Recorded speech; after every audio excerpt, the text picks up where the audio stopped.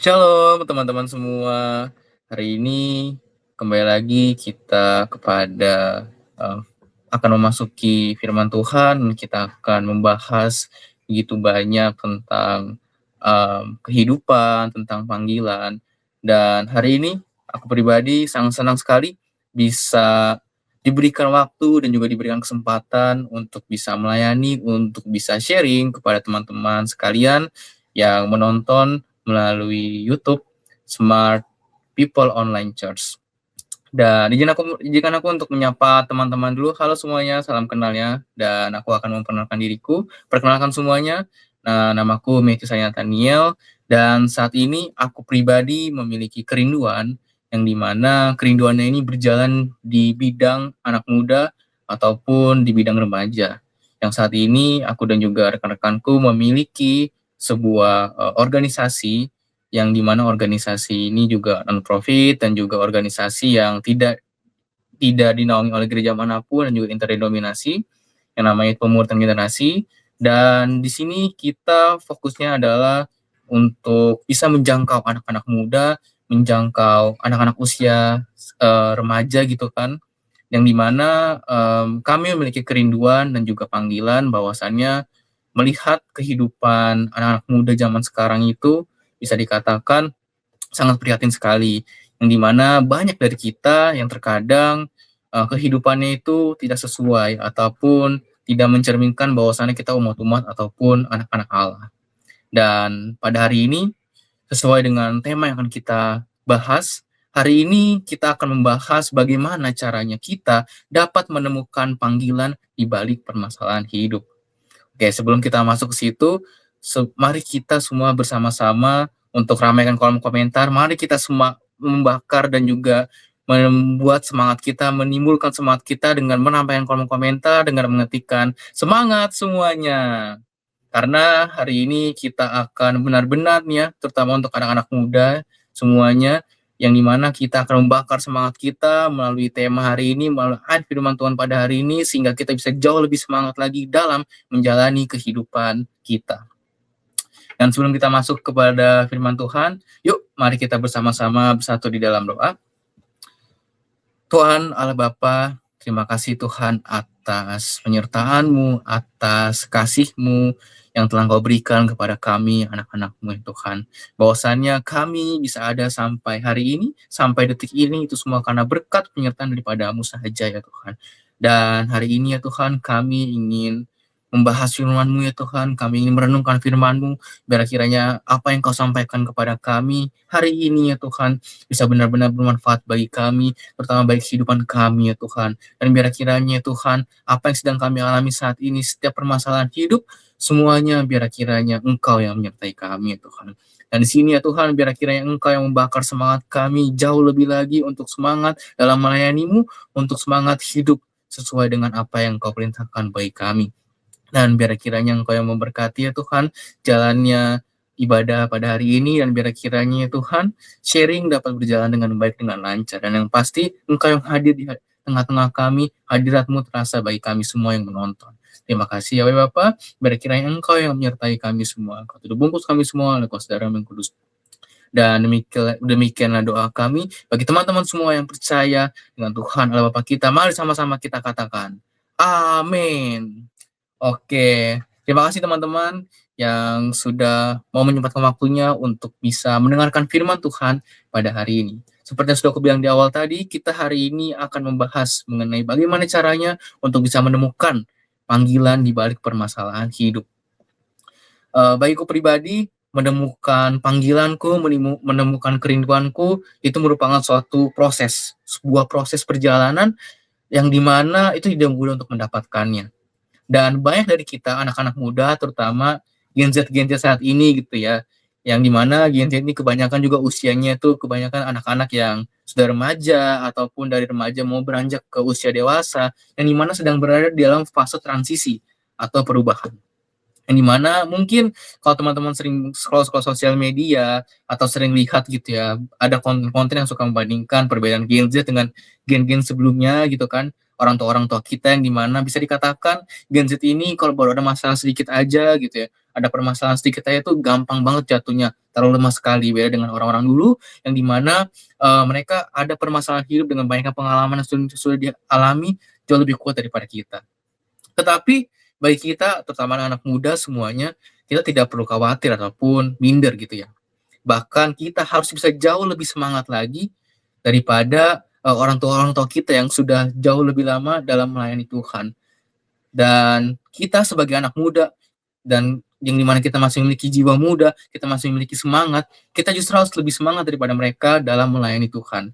Dan janganlah membiarkan semangat yang kita miliki itu, kita lakukannya itu kepada hal yang negatif. Karena baik dari kita tidak dipungkiri gitu ya. Dan aku pun pribadi juga dulu tuh um, pernah menyalahgunakan semangat yang kita punya, menyalahgunakan semangat ataupun spirit yang kita miliki ini untuk kepada mengarah hal-hal yang negatif.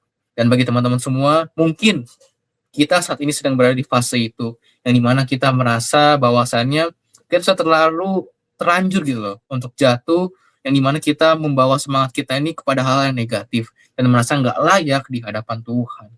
Tapi itu merupakan sebuah pemikiran yang salah, itu merupakan sebuah pemikiran yang akhirnya membuat kita menjadi terbelenggu di dalam pemikiran, terbelenggu di dalam pemikiran negatif dan juga dosa. Yang dimana hal itulah yang dimanfaatkan oleh iblis untuk bisa menjebak kita, umat manusia, terutama anak-anak muda, karena di saat ini, di masa ini, di zaman ini, semakin banyak anak-anak muda yang semakin kehilangan arah. Tidak tahu mereka arahnya mau kemana, dan bahkan mau menuju untuk menemukan panggilan hidup itu susah. Gitu. Dan bagaimana sih cara kita agar bisa uh, menemukan panggilan hidup kita di balik permasalahan hidup ini? Dan kalau misalnya kita sering melihat cerita ataupun kisah-kisah di Alkitab, kita pastinya sering mendengar kisah tentang Raja Daud, yang dimana dari semasa mudanya, dari semasa beliau merupakan seseorang yang berani, dimana ia pada masa mudanya dapat mengalahkan Goliat. Goliat pada masa itu merupakan sosok yang digambarkan tuh sosok seperti raksasa besar, sementara Daud itu merupakan seseorang yaudah anak muda kayak kita aja gitu kan, anak kecil, anak bawang istilahnya, seperti itu. Dan seringkali kita mendengarkan firman-firman ataupun khotbah-khotbah mengenai Daud yang dimana kemenangan itu penuh dengan semangat, penuh dengan spirit gitu, sehingga akhirnya bisa mengalahkan Goliat. Namun karena seringnya kita mendengar kisah tersebut, karena seringnya juga kita termotivasi dari kisah tersebut, tapi kita sekarang juga suka lupa gitu akan satu hal, yang dimana sebelum Daud memiliki keberanian itu, sebelum Daud memiliki semangat itu, ia berdiri sebagai pemenang di lembah Ela. Sebelum ia mendapatkan semuanya itu, ia harus mengalami rasanya gemetar berhadapan dengan raksasa yang siap menghancurkannya. Ia begitu takut dan ia memiliki rasa gentar gitu untuk menghadapi seorang Goliat. Ya bayangkan aja, kalau misalkan dalam kehidupan kita sehari-hari, mungkin saat ini kita sedang tertimpa sebuah masalah, kita sedang berada di dalam sebuah keterpurukan yang seakan-akan tuh nggak ada jalan keluarnya gitu loh. Yang akhirnya membuat kita takut untuk bisa melangkah ke depan, takut untuk bisa menatap masa depan, karena kita berpikir bahwasannya masa depan itu udah hancur, masa depan kita sudah tidak ada, kan saat ini kita terpuruk. Tapi teman-teman perlu ingat, siapkan catatan kalian bahwasannya Tuhan tidak pernah merancangkan masa depan yang buruk ataupun masa depan yang suram. Tuhan selalu memberikan masa depan yang terbaik bagi kita. Tetapi, balik lagi ke kitanya pribadi. Masa depan itu kita yang atur juga. Karena yang saat ini kita lakukan, apakah kita mau terus-menerus berada di dalam siklus terpuruk kita saat ini, sehingga kita tidak bisa meraih masa depan yang telah Tuhan berikan kepada kita. Salah satunya adalah dengan menemukan panggilan kita. Banyak juga dari kita, terutama anak muda ya, baik lagi ya, kan anak muda ya. Dan juga mungkin Bapak Ibu sekalian yang sampai saat ini pun juga masih memiliki pemikiran keliru tentang mengikuti Yesus. Kita terkadang berpikir bahwa hidup beriman berarti jalan kita itu harus selalu mulus.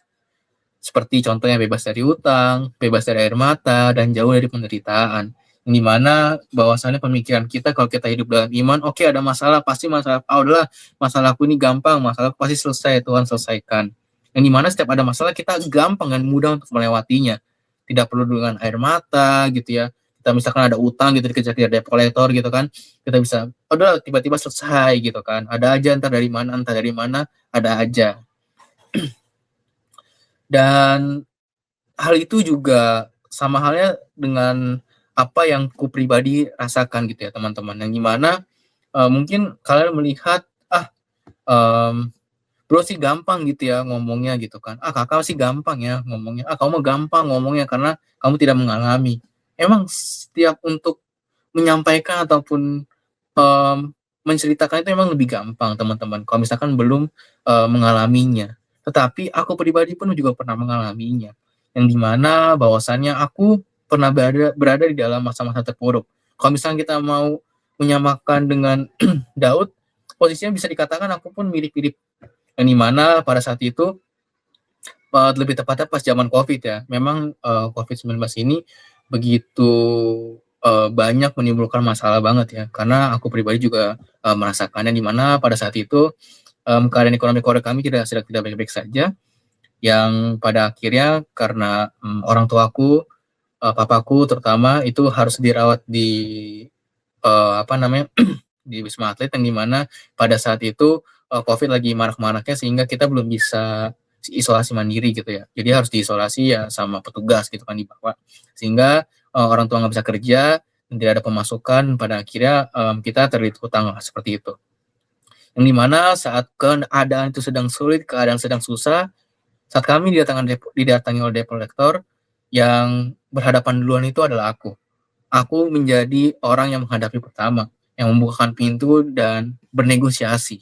Dan pada saat itu bisa dikatakan debt collector itu bisa kulambangkan seperti seorang Goliat ya, besar gitu kan, serem tampaknya gitu kan, menakutkan, dan aku ya udah merupakan sebuah anak SMA biasa aja gitu loh, yang nggak punya uang, terus nggak punya kekuatan apa-apa, kalau misalkan mau ribut berantem pun juga aku nggak yang jago bela diri gitu ya. Jadi ya udah pasrah aja, mau dipukulin juga ya udahlah, nyawa udah kayak udah terancam banget gitu lah nyawa.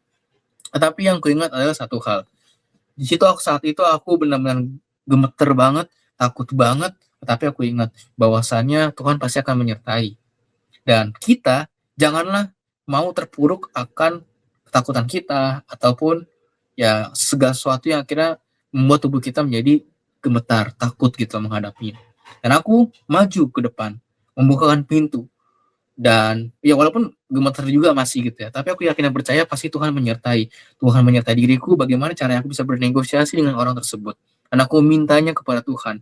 Dan pada saat itu juga, aku pribadi pun sedang menjalankan ibadah puasa yang dimana benar-benar saat itu, imanku semua, keadaan rohaniku pun itu semuanya sangat diuji sekali, dan kepekaanku akan suara Tuhan saat itu, mmm, bisa dikatakan benar-benar, aku cukup peka teman-teman, dan sehingga pada akhirnya aku dapat melewati hal tersebut, aku bisa bernegosiasi dengan orang tersebut.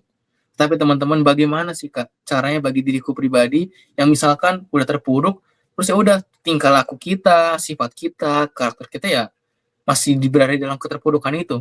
Kan kalau misalkan tadi contohku kan aku kan sedang menjalankan puasa, sedang melakukan aktivitas rohani yang dimana meningkatkan hubunganku dengan Tuhan. Teman-teman perlu yakin dan percaya dan membenarkan mindset teman-teman terlebih dahulu. Bahwasannya jika teman-teman memiliki iman, jika teman-teman beriman kepada Tuhan, yakin dan percayalah, pasti teman-teman akan selalu didatangi masalah. Kenapa begitu? Karena prinsipnya adalah mengikuti Tuhan. Jalannya itu selalu sempit. Jalan sempit ini berisi selalu dengan masalah-masalah dan masalah. Tetapi perlu kita ketahui bahwasannya permasalahan yang kita hadapi itu semakin hari semakin ke depan akan jauh semakin lebih sulit lagi. Kenapa? Karena jika kita bisa berhasil melewati masalah yang satu bersama-sama dengan Tuhan, depannya akan ada masalah yang jauh lebih besar untuk menghampiri kita. Dan di mana Tuhan ingin kita belajar. Tuhan ingin menempa iman kita, menempa keadaan rohani kita, menempa Roh Kudus yang ada di dalam diri kita. Untuk apa? Untuk kita semakin lagi lebih yakin dan percaya kepada Tuhan Allah Bapa kita. Dan sama halnya dengan bagaimana cara kita untuk bisa menemukan panggilan dari Tuhan. Untuk menemukan panggilan itu tidak sembarangan. Karena baik dari kita juga anak muda, oke Kak, aku mau berkomitmen untuk bisa menemukan panggilan daripada Tuhan. Aku mau berkomitmen ke depannya untuk bisa hidup suci, hidup seperti apa yang Tuhan ajarkan kepada kita. Oke, kita berkomitmen seperti itu, tetapi apakah kita konsisten dalam menjalankan kehidupan seperti itu? Dan jika kita tidak konsisten, maka akan sulit untuk bisa menemukan panggilan dalam hidup kita. Tidak semena-mena dengan melakukan pelayanan di gereja ataupun dimanapun teman-teman melayani, itu sudah merupakan panggilan kita. Karena panggilan setiap orang itu beda-beda, dan setiap panggilan itu bentuknya juga berbeda-beda gitu loh. Untuk kita bisa benar-benar menemukan panggilan itu, kita harus bisa memiliki hubungan dan kedekatan yang sangat baik terhadap Tuhan Allah Bapa kita. Yang dimana Tuhan selalu melatih kita untuk bisa naik level, to the next level. Yang dimana jika kita bisa melewati level 1, lalu kita akan ke level 2, level 3, level 4, dan level berikutnya. Itu jika diibaratkan sebuah level-level ataupun tingkatan-tingkatan. Tapi perlu teman-teman ketahui juga bahwasannya selain Tuhan memberikan permasalahan, Tuhan pasti akan selalu memberikan jalan keluar. Dan waktu Tuhan adalah yang terbaik. Dan jika teman-teman bisa menyelesaikan masalah itu bersama-sama dengan Tuhan, yakin dan percayalah, rasanya itu beda dengan kita menyelesaikan masalah nih, oke, kita menyelesaikan masalah tapi dengan tidak mengandalkan Tuhan, seperti itu. Tetapi balik lagi, seperti yang kita semua ketahui bahwasannya implementasinya dalam kehidupan kita sehari-hari tidaklah mudah. Pastinya akan ada saja hambatan, dan kita akan membahas hambatan apa saja sih kira-kira yang akan kita alami saat kita ingin menemui panggilan, saat kita ingin merubah hidup kita untuk memiliki hubungan yang jauh lebih dekat lagi dengan Tuhan. Nah, biasanya tuh masalah pertama yang sering terjadi ialah ketika tekanan hidup datang bertubi-tubi, sehingga kita menjadi putus asa, dan dalam diri kita suara keputusasaan itu jauh lebih keras daripada suara dari janjinya Tuhan. Dan ketika krisis melanda, baik itu krisis kesehatan keluarga atau keadaan ekonomi gitu kan, yang dimana tiba-tiba keadaan ekonomi jadi yang kita ekonomi baik terus tiba-tiba langsung jatuh gitu ya. Nah, ini hal-hal seperti itu yang biasanya sering terjadi seperti itu akan membuat kita terjebak di dalam sebuah pemikiran yang dimana bahwasannya udah nggak ada lagi jalan keluar, ini sudah merupakan jalan buntu, dan yang kita lihat itu merupakan akhir dari segala-galanya. Makanya yang sering kita dengar juga, yang dan sering kita lihat gitu kan di berita akhir-akhir ini banyak anak muda gitu ya, yang mungkin mereka saat ini sedang, kalau permasalahan sedang di dalam perkuliahan itu sedang melakukan skripsi, yang dimana skripsinya itu berulang kali harus diperbaiki hingga akhirnya nggak lulus, nambah semester juga masih masih mengulang-ulang lagi terus-menerus gitu ya, sehingga akhirnya muncul keputusasaan dan akhirnya kita pernah mendengar bahwasannya ada anak muda yang bunuh diri karena hal seperti itu. Dan masih banyak hal lainnya, juga beberapa belum lama ini juga pernah ada berita viral gitu ya teman-teman, yang dimana terkait seorang anak karena saking nggak bisa beli kebutuhan untuk sekolahnya akhirnya memaksakan diri untuk bunuh diri. Nah, itu merupakan suatu hal yang miris sekali bagiku pribadi. Makanya aku ingin mengajak kita anak-anak muda di saat ini yang mungkin permasalahan kita bisa dikatakan berat juga, kita tidak bisa menemukan arah, kita menganggap itu semua jalan buntu, dan kita menganggap itu semua adalah akhir segalanya, bahwasannya kita harus mengingat kalau titik terendah di dalam hidup kita justru seringkali menjadi titik awal di mana kuasa Tuhan dapat benar-benar kita rasakan di dalam kehidupan ini. Kenapa seperti itu? Justru jika kita sedang berada di dalam titik terendah kita berada di dalam permasalahan yang terpuruk yang seakan-akan gak ada jalan keluarnya, jalan buntu, kita bisa benar-benar merasakan hadirat Tuhan.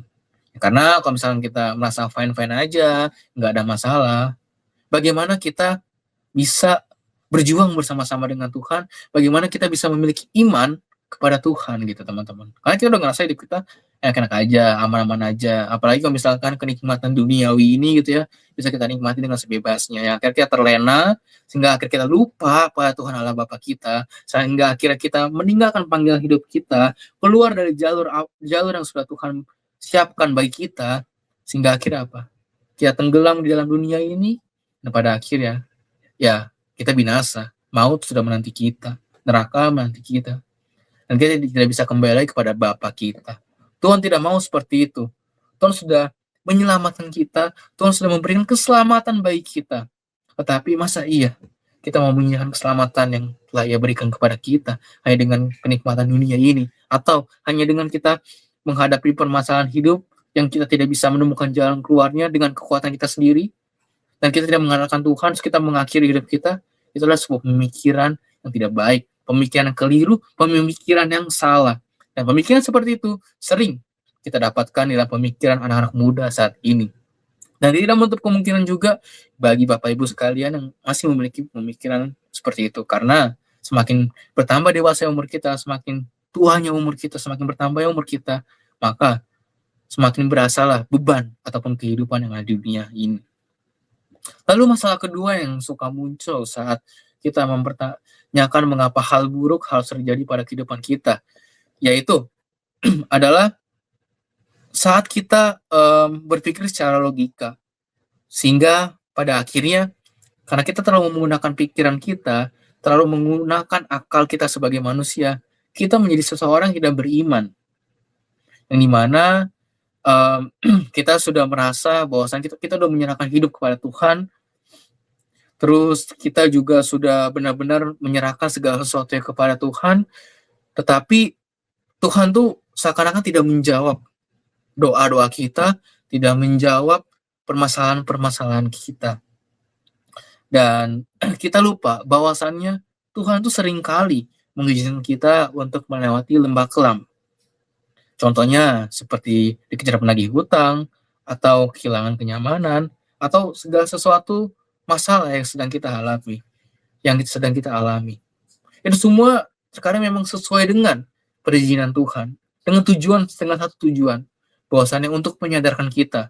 Mungkin selama ini kita sudah terlena, selama ini kita menganggap karena kita sudah pelayanan di gereja, kita sudah sering berkhotbah di mana-mana mungkin, ataupun kita juga sudah melayani juga mungkin sama seperti aku, melayani banyak anak muda, dan merasa kita sudah melakukan ataupun memiliki kehidupan yang sesuai dengan yang Tuhan perintahkan, sehingga akhirnya kita terlena dan kita tidak sadar bahwasannya kita tuh lagi berada jauh gitu loh di hadapan Tuhan. Oke, kita rajin pelayanan, kita rajin ibadah, tapi kita lupa kita masih terikat dengan keadaan ataupun kenikmatan dunia ini. Sementara kita kehidupan kita sehari-hari kita masih melakukan dosa, kita masih lebih mengutamakan dunia, masih lebih mengutamakan harta benda yang ada di dunia ini. Sementara kita lupa akan Tuhan. Kita cuma menjalankannya sebagai aktivitas ataupun rutinitas biasa saja. Kita kehilangan esensi dalam melayani Tuhan. Dan ini yang seringkali terjadi di dalam kehidupan kita. Yang dimana kita berpikir kita sudah oke, kita sudah pasti gitu ya, menjadi umat pilihan Tuhan, kita sudah pasti gitu kan, masuk surga, merasa seperti itu mungkin terkadang, karena kita sudah banyak melakukan pelayanan, sehingga akhirnya kita lupa, kita masih memiliki kedagingan-kedagingan lainnya. Dan akhirnya, Tuhan mengizinkan kita untuk bisa jatuh, untuk bisa menghadapi sebuah permasalahan. Untuk apa? Untuk kita sadar, bahwasannya ya, kamu ini sudah keluar jalur, nak. Kamu ini sudah salah jalannya. Sudah keluar dari apa yang kuinginkan. Panggilanmu bukan seperti itu. Panggilanmu bukan untuk hanya sebatas pelayan biasa aja di gereja. Aku ingin engkau menjadi seorang pengkhotbah kemana-mana. Kan gitu kan. Kadang kita nggak tahu nih. Kadang kita karena sudah nyaman terhadap satu posisi pelayanan kita, ya udah kita fokus aja udah di pelayanan itu gitu. Kita nggak mau berkembang. Dan kita ngerasa itu sudah cukup gitu. Padahal sebenarnya enggak. Justru kita harus semakin lebih naik level lagi. Dan ini terkadang kita dan anak muda terutama, pemikirannya itu seperti itu. Sehingga baik juga dari orang tua yang mengatakan kepada kita gitu kan sebagai anak-anak, ya bahwasannya ya udah anak muda zaman sekarang tuh nggak mau berkembang gitu. Kalau udah berada di dalam satu zona nyaman ya udah di situ aja. Nah ini juga berlaku untuk kehidupan kita dan aktivitas kita di kehidupan sehari-hari, bukan hanya di kehidupan pelayanan kita ataupun kehidupan rohani kita, teman-teman. Dan tanpa pemahaman ini, kita akan menjadi mudah pahit hati. Dan pada akhirnya kita menyalahkan keadaan, dan akhirnya kita memilih mundur dari Tuhan saat badai itu datang. Saat permasalahan itu datang, kita memilih untuk, udahlah, Tuhan udah nggak menolong aku lagi, aku sudah sangat terpuruk, aku udah nggak bisa mencari jalan keluar lagi, sini sudah jalan buntu, ini adalah akhir dari segalanya, udahlah. Akhirnya kita memilih untuk meninggalkan Tuhan. Justru itu adalah sebuah pemikiran yang keliru. Balik lagi, inilah jadinya kalau misalkan mungkin kita di anak-anak muda ya, banyak dari kita yang mungkin baru mendapatkan sedikit masalah dan akhirnya kita mudah menyerah. Nah, itu merupakan sebuah pemikiran keliru yang pada hari ini akan kita benarkan pemikiran tersebut. Yang dimana bahwasannya setiap permasalahan kita yang diberikan oleh Tuhan itu merupakan satu hal teguran kepada kita. Yang dimana Tuhan ingin kita sadar dan Tuhan sayang sama kita sebagai anak-anaknya. Bahwasannya kita harus bisa balik lagi ke jalan, back on track yang telah Tuhan berikan kepada kita. Dan kita tadi sudah banyak sekali membahas mengenai permasalahan kehidupan, mengenai permasalahan dalam kehidupan kita sehari-hari, dan mari kita buka firman Tuhan, karena sebalik lagi, setiap apa yang aku sampaikan, apa yang kita bahas, semuanya itu harus berdasarkan Alkitab, semuanya itu harus kembali lagi ke Alkitab, semuanya itu harus back to Bible. Dan mari kita buka firman Tuhan, mungkin bisa dibantu kepada tim Smart People Online Church untuk dibukakan ayat firman Tuhannya di Yakobus 1 ayat yang kedua sampai 4. Oke, teman-teman yang di rumah bisa dibuka juga ayat firman Tuhannya di Yakobus 1 ayat yang kedua sampai 4. Oke. Dari sini aku akan membacakan untuk kita semua. Yakobus 1 ayat yang kedua sampai 4.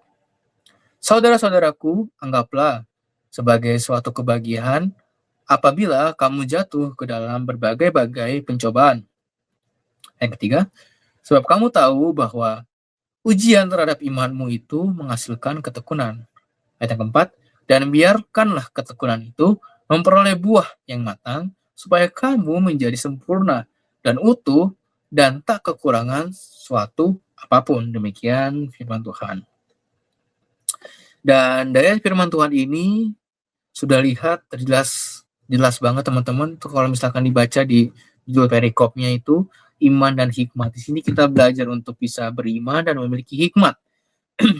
Dan pada hari ini kita akan mempelajari 2 poin penting mengenai bagaimana kita bisa menyikapi permasalahan hidup agar kita bisa keluar sebagai pemenang dan bisa menemukan panggilan dari Tuhan yang berlandaskan Yakobus 1 tadi. Poin yang pertama adalah masalah adalah ruang kelas untuk pembentukan karakter dan bukan akhir dari segalanya. Ini poin yang pertama, teman-teman bisa catat bahwasannya masalah yang kita terima itu merupakan ruang kelas, merupakan tempat di mana kita sedang belajar untuk pembentukan karakter dan bukan akhir dari segala-galanya. Kita sering kali mengukur kasih dan penyertaan Tuhan hanya dari berkat yang kelihatan saja. Saat keuangan lancar, keluarga sehat, atau pembelajaran kita, sekolah kita, kuliah kita, pekerjaan kita, semua itu berjalan mulus. Kita benar-benar menyanjung Tuhan mati. Puji Tuhan, terima kasih Tuhan, aku mendapatkan berkat yang berlimpah-limpah daripadamu. Namun, melalui surat Yakobus yang kita pelajari melalui ayat Yakobus 1 tadi, kita diajar dengan standar yang sangat kontras dengan dunia. Pada ayat yang kedua tadi, teman-teman bisa lihat bahwasannya dikatakan, anggaplah sebagai suatu kebahagiaan apabila kamu jatuh ke dalam berbagai-bagai pencobaan. Coba dipikir deh. Gimana mungkin bisa kita untuk bisa berbahagia saat orang tua kita sakit? Terus saat pemasukan kita nggak ada. Terus saat kita lagi dikejar-kejar penagih hutang yang menyeramkan. Atau bahkan kita lagi studi gitu ya, kita ujian dapat nilai jelek dan terancam nggak naik kelas. Atau yang lagi skripsi ini biasanya yang teman-teman yang kuliah itu skripsi yang nggak lancar. Atau yang biasanya sedang bekerja saat ini lagi dimarahin bos dan diancam untuk di PHK gitu mungkin. Bagaimana mungkin bisa kita berbahagia pada saat seperti itu? Tetapi di ayat yang kedua tadi dikatakan, anggaplah sebagai suatu kebahagiaan apabila kamu jatuh ke dalam berbagai-bagai pencobaan. Pencobaan itu diizinkan bukan untuk menghancurkan kita, melainkan sebagai ujian iman yang menghasilkan ketekunan, di mana Tuhan ingin kita benar-benar konsisten dalam berkomitmen dalam menjalankan hidup kita sebagai umat-umat Tuhan. Coba bayangkan ya dari kisah Yesus. Jika Yesus tidak bertekun di dalam kehidupannya, bagaimana Yesus dapat menebus dosa kita, umat-umat manusia? Dan ketekunan yang dihasilkan itu pasti akan menghasilkan sebuah buah yang baik, teman-teman. Di dunia hari ini, terutama anak muda zaman sekarang, sangat rentan terhadap stres dan mudah menyerah. Atau singkatnya, bisa kukatakan memiliki mentalitas korban. Saat tekanan datang, dunia menawarkan pelarian. Pelarian ini banyak ya, banyak hal. Sehingga semangat kita yang membara-bara, spirit kita habiskan, kita tuangkan kepada hal-hal yang negatif. Tapi di sini aku mau mengingatkan kepada teman-teman semua, bahwasannya kita sebagai anak-anak Allah, kita harus tahu bahwa di balik permasalahan yang ada, di balik segala sesuatu keterpurukan kita, ada Tuhan yang selalu menyertai kita. Dan Ia selalu bersama kita. Ya emang gak kelihatan, ya emang gak berasa gitu ya. Gak berasa mau seperti apapun itu, gak berasa. Kita gak bisa ngeliat di kanan kiri kita, belakang, atas, bawah gitu ya. Gak ada gitu. Secara fisik gak ada. Tetapi bila kamu memiliki hubungan yang akrab dengan Tuhan, kamu dapat merasakan hadiratnya. Yakin dan percayalah, kamu pasti akan mengalaminya. Karena ini merupakan berdasarkan pengalamanku pribadi, based on my experience, yang dimana aku benar-benar merasakan hadirat Tuhan. Pada saat itu, aku harus berhadapan dengan seorang debt collector, teman-teman. Dan kira-kira pasti muncul pertanyaan dari kita semua. Apa sih yang kita dapat lakukan agar kita tuh nggak terfokus pada masalah aja gitu? Agar kita tuh bisa fokus kepada Tuhan, fokus kepada pembentukan karakter kita, fokus kepada konsisten dan juga ketekunan kita terhadap Tuhan. Yang pertama ialah kita harus mengubah cara pandang kita terhadap masalah. Sadarilah bahwa jika kita tidak mengalami situasi sesulit itu, rencana Tuhan yang besar atas kita tidak akan pernah tergenapi. Kita nggak pernah sadar kalau hidup kita tuh nyaman-nyaman aja. Kita nggak bakal sadar, kita nggak bakal mau menemukan panggilan Tuhan karena hidup kita udah nyaman gitu di dunia ini. Masalah adalah cara Tuhan untuk memaksa kita keluar dari zona nyaman, yang dimana untuk mendewasakan karakter kita. Karena baik dari kita juga yang sudah dewasa, Bapak Ibu sekalian semuanya, terkadang karakter kita, kerohanian kita tuh masih belum dewasa di mata Tuhan. Maka dari itu, kita masih selalu diberikan permasalahan terhadap Tuhan, terutama jika kita masih menghadapi masalah yang sama dan belum bisa keluar dari masalah tersebut. Maka kita harus sadar di mana kita salahnya, di mana harus kita perbaiki.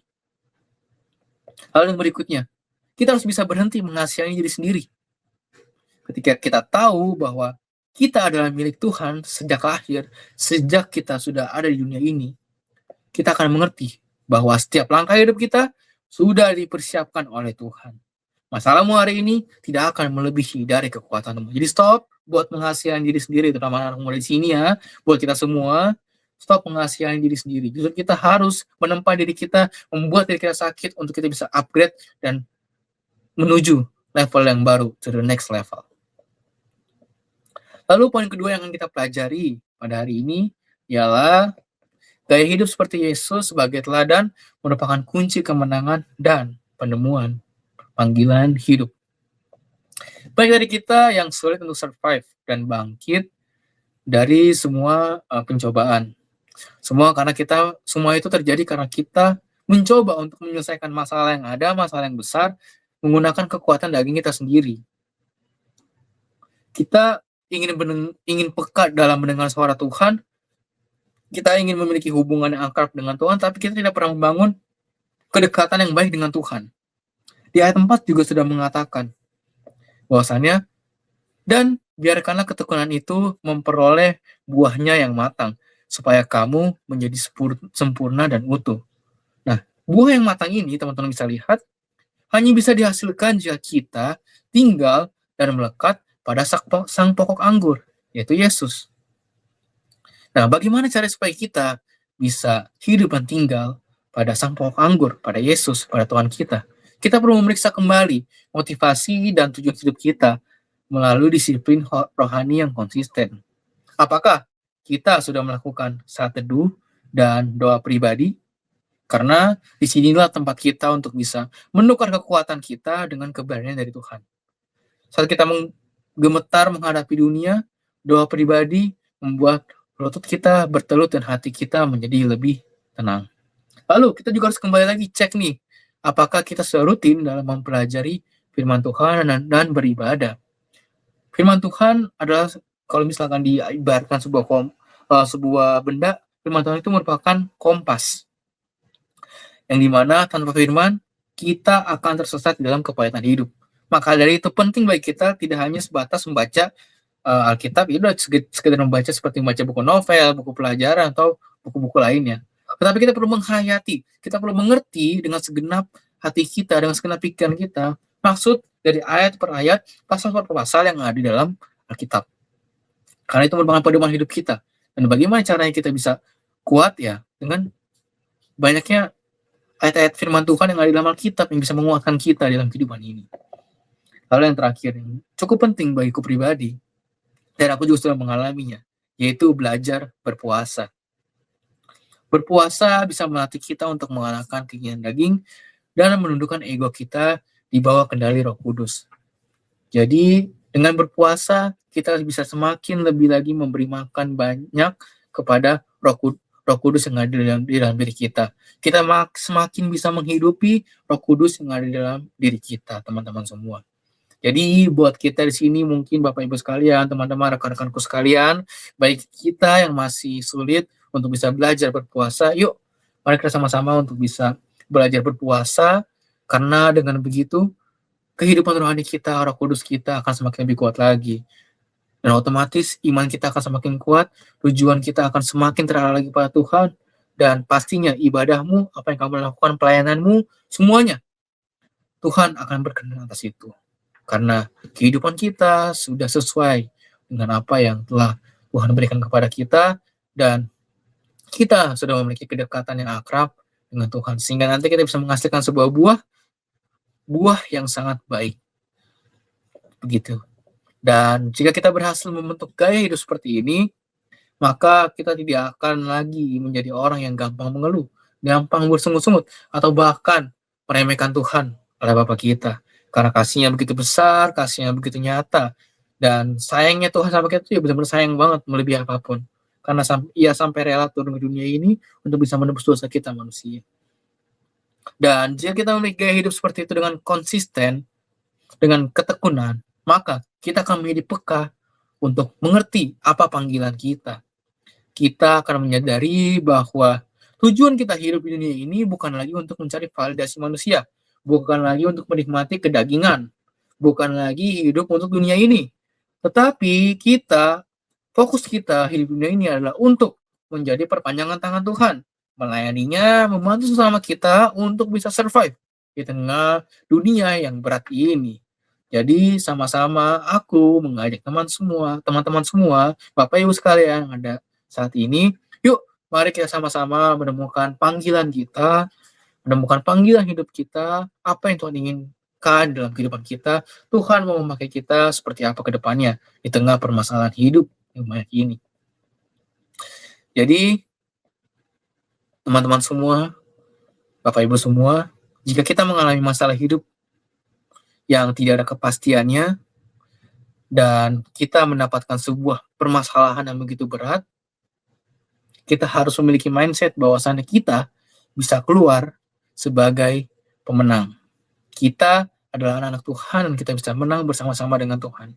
Kita bisa hidup, berdiri tegak, dan bernafas sampai hari ini, itu juga sudah merupakan sebuah anugerah dan mujizat dari Tuhan yang luar biasa. Kalau teman-teman bisa lihat di rumah sakit, banyak orang yang membayar mahal untuk membeli oksigen. Karena apa? Karena dia nggak bisa nafas gitu teman-teman. Tetapi Tuhan memberikan nafas kehidupan bagi kita secara cuma-cuma. Masa iya kita mau menyanyiakan mujizat yang telah Tuhan berikan kepada kita? Dan ingat bahwasannya dunia ini bukanlah akhir dari segalanya. Permasalahan itu bukanlah akhir dari segalanya. Dan permasalahan itu tidak ada yang memiliki jalan buntu. Pasti akan ada jalan keluarnya. Tapi kita harus mengubah pikiran kita bahwasannya permasalahan itu merupakan kesempatan bagi kita untuk membuktikan bahwa kita adalah anak-anak Tuhan, anak-anak Allah, anak Bapa yang kuat, yang mampu mengalahkan kedagingan, sama seperti Yesus yang telah menang di kayu salib. Semakin kita naik level, semakin berbeda pula badai yang akan kita hadapi. Tapi jangan pernah takut, karena Tuhan tidak akan pernah terlambat menolong kita. Waktunya selalu tepat dan waktunya selalu indah, teman-teman. Catat itu dengan baik-baik. Dan jangan lupa juga 2 poin penting yang telah kita pelajari pada hari ini, yaitu poin pertama tadi, masalah itu merupakan ruang kelas bagi kita untuk membentukkan karakter dan bukan akhir dari segalanya. Lalu poin yang kedua tadi adalah kita harus memiliki gaya hidup seperti Yesus sebagai teladan kita, dan itu merupakan kunci kemenangan dan penemuan bagi kita untuk bisa memiliki panggilan hidup. Demikian firman Tuhan pada hari ini, dan biar kiranya firman Tuhan ini dapat menyertai kita semua, dan kita selesai dari live streaming ini, kita bisa mendapatkan banyak bekal, banyak persiapan untuk bisa menghadapi permasalahan yang ada di dunia ini. Dan bagi teman-teman semua yang belum menemukan panggilan hidupnya, cari panggilan hidupmu mulai dari saat ini. Semasa muda saat ini harus dipergunakan dengan sebaik-baiknya. Gunakan semangatmu untuk bisa menemukan panggilan hidup dan jalankan panggilan hidup yang telah Tuhan berikan kepada kita.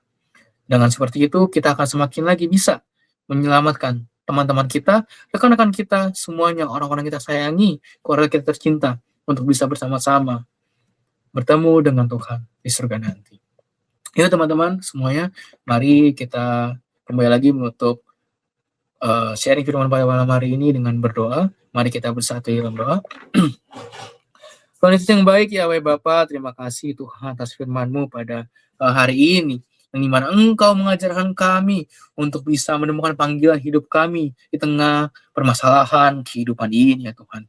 Memang itu tidak mudah, ya Tuhan. Berbicara saja gampang, ya Tuhan. Tapi dalam melakukannya, implementasi dalam kehidupan sehari-hari itu yang sulit bagi kami, Tuhan. Utama kami, anak-anak muda di tempat ini.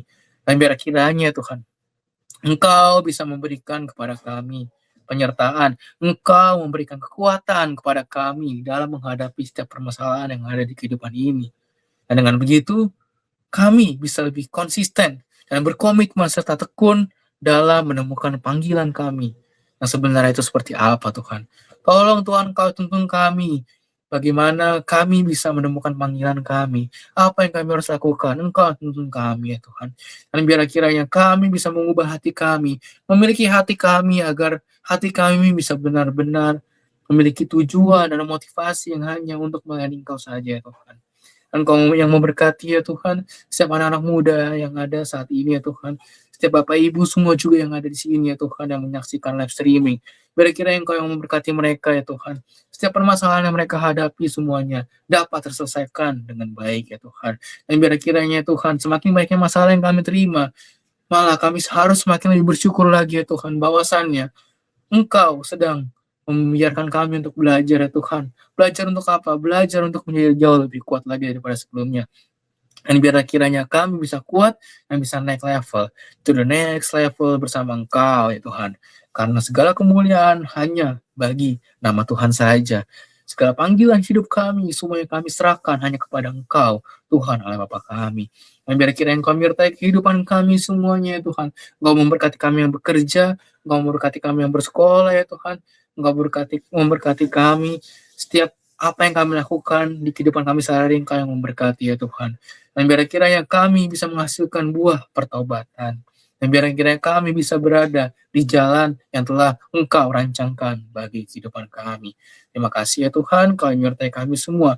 Dan biar kiranya, Tuhan, firman pada hari ini dapat menjadi rema dalam kehidupan kami. Terima kasih, ya Tuhan. Inilah doa kami, inilah ibadah kami. Biar kiranya, Tuhan, dapat menjadi hidup yang harum di hadapan-Mu. Dan bagi teman-teman semua yang percaya dalam nama Tuhan Yesus Kristus, mari sama-sama kita katakan, amin. Oke, terima kasih teman-teman semua yang sudah menonton, dan biar kiranya berkat Tuhan, pemulihan Tuhan terjadi atas teman-teman semua. Dan jangan lupa untuk tekan tombol like dan subscribe channel dari Smart People Online Church. Terima kasih semuanya, sampai bertemu di next session. Terima kasih, God bless.